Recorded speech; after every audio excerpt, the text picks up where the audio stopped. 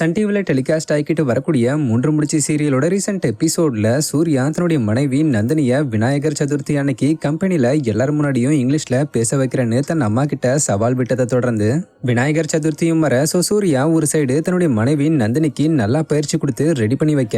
இன்னொரு சைடு சூர்யாவோட அம்மா நந்தினியோட இங்கிலீஷ் பேச்சை பார்க்கறதுக்காக நக்கலான சிரிப்போட கிளம்பி கம்பெனிக்கு போக, பின்னாடியே சூர்யாவும் நந்தினியும் கம்பெனில நடக்கிற விநாயகர் சதுர்த்தி பூஜையில போய் சந்தோஷமா கலந்துக்கிட்டு வணங்கினதுக்கு அப்புறம் தன் மனைவியோட இங்கிலீஷ் பேச்சை கேட்கறதுக்காக சூர்யா ஆர்வத்தோட காத்துக்கிட்டு இருக்கும்போது நந்தினி பேச தெரியாம தடுமாறி சொதப்பிருந்தாங்க.